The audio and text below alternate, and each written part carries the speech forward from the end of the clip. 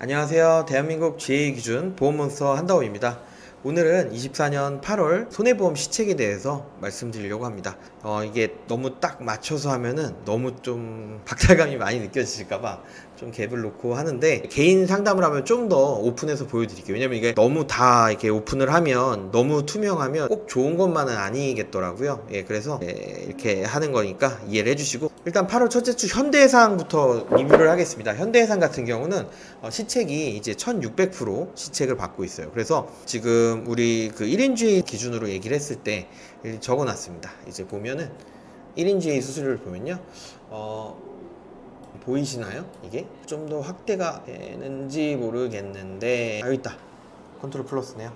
컨트롤 플러스 치면, 현대해상 같은 경우는 우리가 1인주의 수수료는 850%를 지급합니다. 그리고 법인시책을 100%를 지급하죠. 그리고 설계사 시책이, 근데 사실 이 1600%가 조금 사실이 아닐 수도 있다는 게, 막 10이나 30까지 1600이고 그 이상은 시책이 낮아집니다. 그거는 모든 회사가 똑같아요. 그러니까 그걸 감안해서 보시면 될 것 같고요. 그러면 이제 850과 100과 1600을 더하면 몇일까요? 이제 2550이 나옵니다. 그리고 저희는 수금수당도 50%를 지급하고, 연봉의 두세 배인 퇴사시 자녀 수수료도 매월 지급을 합니다. 그럼 지금 정리하면, 손해보험 수수료 현대해상은 이제 첫 주차 시책이 몇 프로다? 바로 2550%다.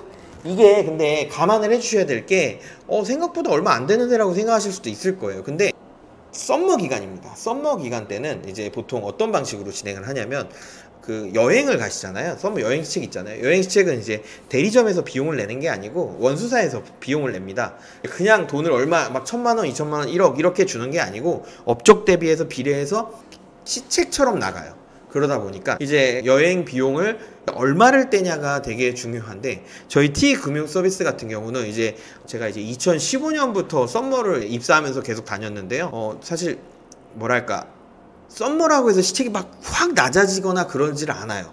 근데 일부 회사 같은 경우는 시책이 이제 썸머 기간에는 좀 많이 낮아지더라. 그래서 여러분께서, 이제 구독자님께서 지금 다니시는, 근무하시는 곳이 어느 곳인지는 모르겠지만, 내 현대해상 첫째 주 수수료와 시책을 봤을 때 2550%보다, 제가 8월에 입사 상담한 분 중에 이제 8월 첫째 주 현대해상이 1900%인 분이 계셨어요.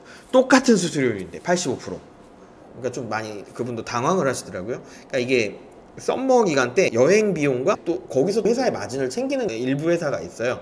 그러니까 그것들은 한번 체킹을 한번 해보시면 좋을 것 같고요. 그 다음에 이제 두 번째, 다른 회사를 한번 또 볼까요? KB를 한번 보겠습니다. 그래서 똑같이 KB 같은 경우도 수수료가 850%입니다. 그 다음에 법인시책이 100%, 원래 200% 중에 50%인 100%를 FP에게 지급을 합니다. 그 다음에 설계사 시책. 사실 대부분의 보험회사의 수수료 차이가 이 수수료율에서 차이 나는 게 아니라, 이 법인시책과 설계사 시책에서 차이가 많이 나는 것 같아요. 의외로 여기서도 건드리는 회사가 일부 있습니다. 손해보험의 원장은 1000%더라 라고 생각하시면 됩니다. 그럼 KB 수수료가 85니까 850%잖아요. 법인시책은 몇 프로예요? 100%입니다. 그리고 설계사 시책은 지금 계산해 볼게요.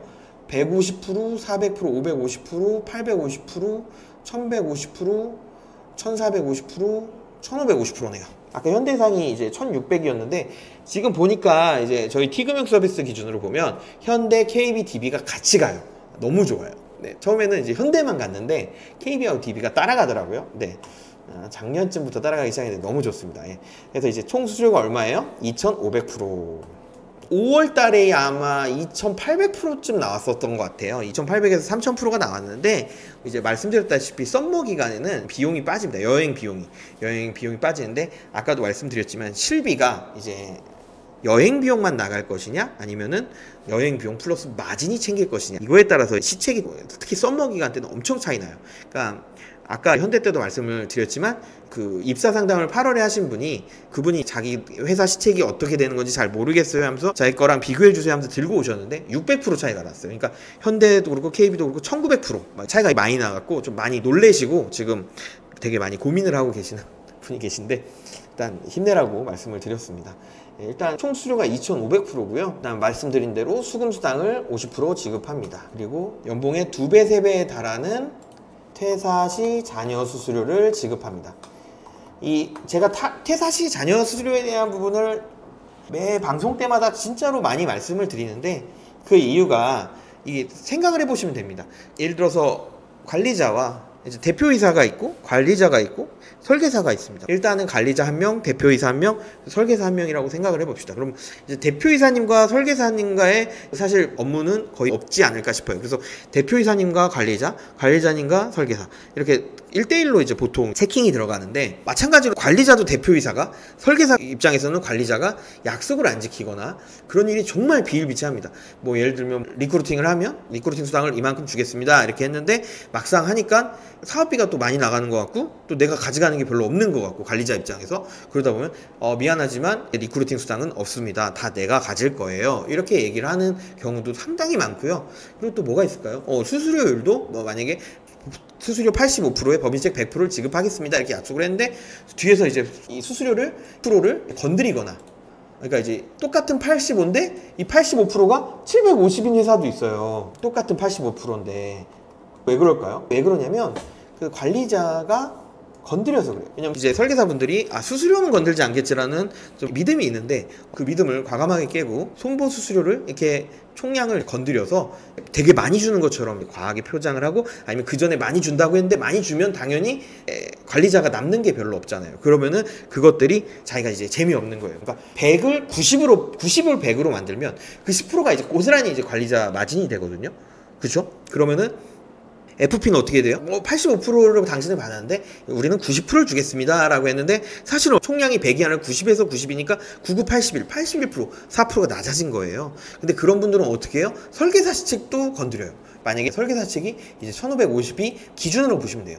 저희 회사를 기준으로 보시면 되고, 제가 하는 방송을 기준으로 하시면 되고, 이거보다 이제 많이 작다, 뭐 100~200% 낮은 거는 본사에서도 많이 가져가요, 시책을. 그러다 보니까 관리자는 안 가져가고 본사만 가져간 거구나, 뭐 이렇게 생각을 하셔도 될 것 같고요. 그 다음에 제가 지금까지 17년 동안 보험 영업을 하면서 연봉에 퇴사 시 자녀 수수료를 매월 지급하고, 그 다음에 급여 명세표를 지급하고, 유일한 회사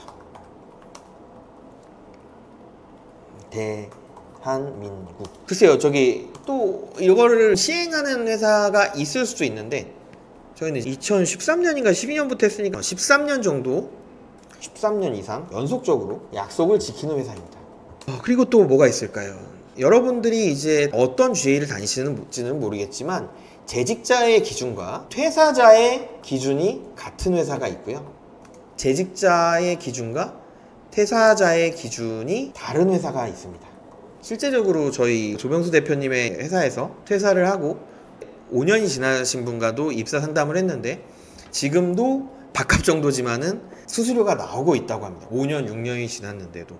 그러니까 이제 그 사이에 다른 A, GA, B, GA를 옮긴 게 있었는데, 옮기지 않았다면 나는 이제 밥값이 아니라 더 많은 돈이 들어올 수 있었을 것 같은데 좀 아쉽네요 라고 말씀을 하시더라고요. 그리고 자기도 해보니까 조병수 대표님만큼 이렇게 약속을 지키는 GA가 없다더라라고 하더라고요. 그래서 이 부분은 기존에 이제 퇴사를 한 사람들, WS에 퇴사한 사람들을 보시면 알 수 있을 것 같고요.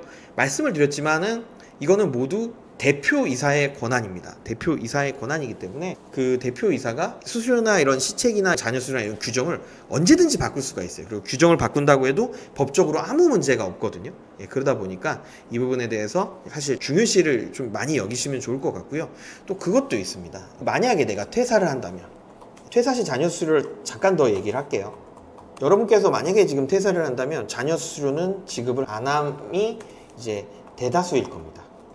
그러면, 그리고 자녀 수수료 지급 안 하는 거는 알겠어요. 그러면은 기존의 계약 중 만약 실효나 해지, 해약으로 인해 환수 발생 시 당신의 자녀 수수료는 1억이 넘습니다. 예를 들어서. 그런데 100만 원이 환수가 계약 한 건의 실효로 나왔습니다. 이런 경우에는 대부분의 회사들은 어떻게 되냐, 내가 지금 현재 퇴사를 한다면 이거는 관리자가 받고요, 근데 여기서 한 건의 실효로 100만 원의 환수가 나왔습니다. 이럼 누구에게 환수를 할까요? 바로 당신에게 환수를 합니다. 1억은 1억대로 지급하지 않고요. 이 부분을 좀 아셨으면 좋겠습니다. 그래서 퇴사시 잔여 수를 엄청나게 제가 강조한 이유도 이렇기 때문입니다.